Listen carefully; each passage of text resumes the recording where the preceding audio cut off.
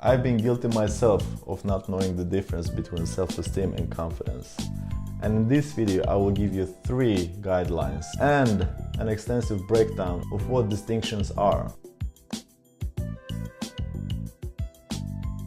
I made a video on the importance of self-esteem and got to a notion to mention that self-esteem and confidence are not the same. Every time you wake up from the bed and you think for yourself, is it going to be a good day? Or is it going to be a good day today? The answer much likely vary depending on your self-esteem. If you heard the saying love tank, where they refer to the level of affirmation that one gets from their loved ones, that is pretty much self-esteem in a nutshell for many people. But very few realize how deeper the topic of self-esteem runs within us, and that mastering those depths will make you almost invincible. I'm going to make an effort to explain the core of what it is, so simplistic as I can. Self-esteem is like the curious case of Benjamin Button, where if we to reverse the time by recollecting the past memories, we would come to a realization of having a greater sense of love during the childhood.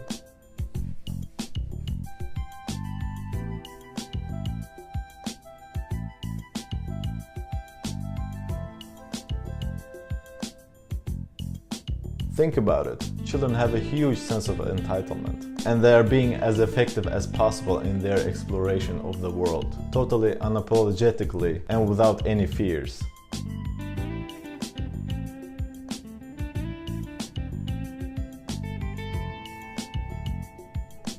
Self-esteem is what we think of ourselves as human beings, as conscious creations, as wild animals. You can have a very good confidence in what you do, but if you think of yourself as a worthless piece of garbage, your potential won't fully blossom, and you will always have at least a slight sense of self-resentment. Unrealized potential is the worst thing to think of on your deathbed.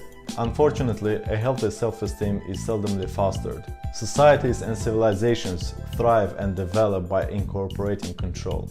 From roaming freely and exploring the vastness of the world as a child, to become subdued and dispirited tax-paying zombie, denying your humanity and ignoring your need for a fulfilling life is what damages your self-esteem. As to being confident is about having high certainty of an outcome after investing many thousand hours in a particular subject. Great confidence is what you achieve when you apply the principle of repetitive, relentless simplicity in a single area of interest. That subject of interest has to resonate with you, otherwise you will become bored and quit. I am one of those people who don't believe in magically attaining confidence just by the pure conviction of thoughts. There is no way you can wake up one day and suddenly become a confident person.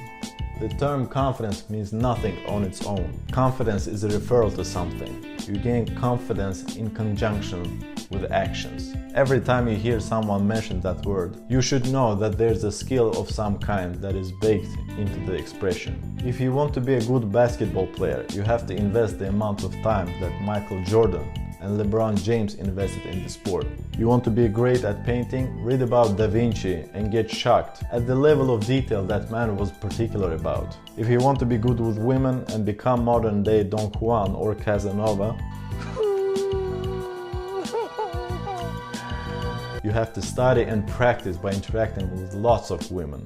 It is much easier to gain confidence by having a healthy self-esteem, opposed to go the other way. You can visit a random big brand name corporate house and you will find many confident professionals there. Nevertheless, by conversing with them on a private level, you will quickly notice the lack of self-esteem, even if they lie to you about being content and satisfied. However, if you have a good amount of self-love and don't see yourself as a lesser being, you can take on many new different projects and come through without crashing into self-pity, feeling the stupidest person in the world. So, as I mentioned, a healthy self-esteem is what we are born with and which deteriorates with the age, when we shut down our inner selves and deepest desires in order to fit in. Confidence is what we acquire through the life, when we become good with something and master different competencies. As with all skills, both of these traits can be improved by practice. And now I will give you 3 guidelines in order to proceed with that. First and foremost, in order to improve your self-esteem, you have to disconnect from your surroundings as often as you can. That will give you time in order to connect with your inner self. Make time to be on your own. Detach from the feeling of self-esteem being dependent on the relationships that you have. You will take it to another level when you emotionally come to a conclusion of being whole and believing in it. Follow your instincts and make yourself as your priority. Don't abuse yourself by neglecting your inner voice that tells you what to do and what it wants. As for confidence, cultivate your self-esteem, and confidence for things, subjects, matter of interest will be empowered. Exercise repetitive, relentless simplicity and ram through the feeling of giving up when you know that this is what you want. You will grow stronger and wiser. If you feel discomfort, good. You are about to learn something new. Confidence comes from operating slightly outside of your comfort zone. Never shy away from admitting a wrong method. Be humble about your own skills and the level of mastery. If you lack some knowledge, make sure to invest time and learn it. Now I will give you a bonus tip. Everything worthwhile takes time. Don't rush into something. Let it simmer, let it marinate, and remember to give it the space it needs to expand. Hussein out.